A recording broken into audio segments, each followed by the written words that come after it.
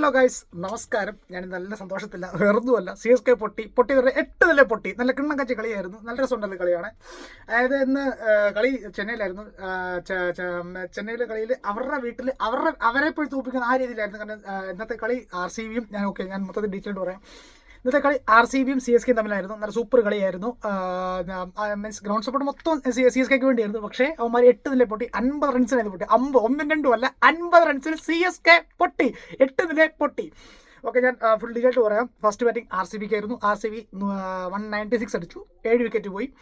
RCBക്ക് വേണ്ടി first salt വന്നു. Salt 16 ബോളി 32, 5 4ഉം 1 6ഉം. അത് കഴിഞ്ഞിട്ട് കോഹ്ലി 30 ബോളി 31. ഇച്ചിരി കൊട്ടി, ഇഷ്ടംപോലെ കളിയാക്കലുണ്ടായിരുന്നു. ടെസ്റ്റ് കളിക്കുന്നതൊക്കെ ഇഷ്ടംപോലെ കളിയാക്കലുണ്ടായിരുന്നു.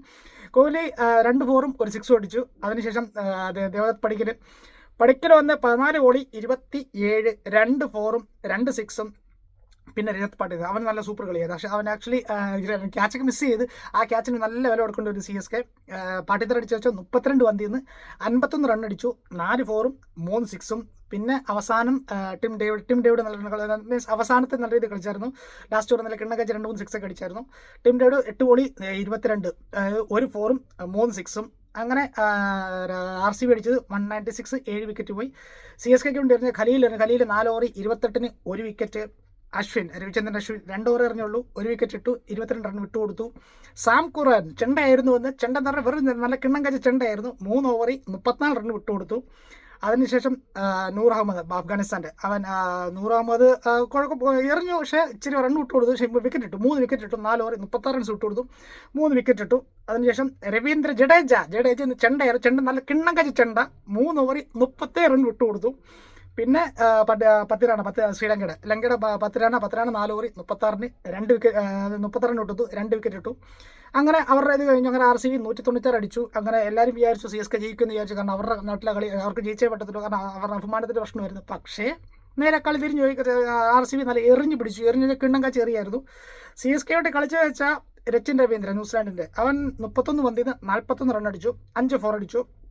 പിന്നെ പറയത്തെ കടിച്ചു വെച്ചാൽ രവീന്ദ്ര ജഡേജ 19 പന്തിൽ നിന്ന് 25 റണ്ണ്, 2 4ഉം 1 6ഉം. അതിനുശേഷം ധോനി അവസാനം ധോനി ലാസ്റ്റ് ഇറങ്ങിയത്, കാരണം ധോനിക്ക് ഏകദേശം മനസ്സിലായി പൊട്ടുമെന്ന് മനസ്സിലായി. അതുകൊണ്ട് പിന്നെ അവസാനം ഇറങ്ങി 16 പന്തിൽ നിന്ന് 30 റണ്ണ്, 2 4ഉം 2 6ഉം. അങ്ങനെ ധോനി അവസാനം വന്നിറക്കിയത്. ധോനിക്ക് ഏകദേശം മനസ്സിലായി, ജയിക്കത്തിന് മനസ്സിലായി. അതുകൊണ്ട് പിന്നെ അവസാനം പേരിന് വേണ്ടി പിന്നെ 2 അടി അടിച്ചു. ധോനി അടിച്ചു വെച്ചാൽ 16 ബോളിൽ 30 റൺ അടിച്ചു, 3 4ഉം 2 6ഉം. പിന്നെ ആക്ച്വലി അവന്മാർ RCBക്ക് ആക്ച്വലി നല്ല എറിഞ്ഞു പിടിച്ചു. എറിഞ്ഞ പിള്ളേരെല്ലാം ഒരുമാതിരിപ്പെട്ട പിള്ളേരെല്ലാം നല്ലോണം എറിഞ്ഞായിരുന്നു. ഭുവനേശ്വർ കുമാർ 3 ഓവർ 20 റൺ ഇട്ടുകൊടുത്തു, 1 വിക്കറ്റ് ഇട്ടു.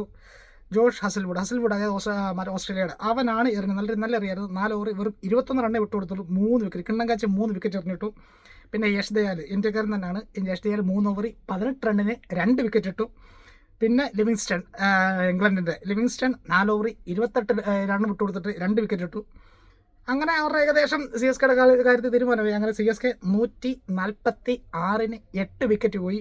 അങ്ങനെ 50 റൺസിന് RCB ജയിച്ചിരിക്കും. ഞാൻ റിപ്പീറ്റ് അടിക്കുന്നു, 50 റൺസിനാണ് RCB ജയിച്ചത്. RCB ജയിച്ചത് CSKയുടെ അവരുടെ വീട്ടിൽ പോയാണ് അവരെ തോപ്പിച്ചത്. CSK ചെന്നൈയിലായിരുന്നു കളി.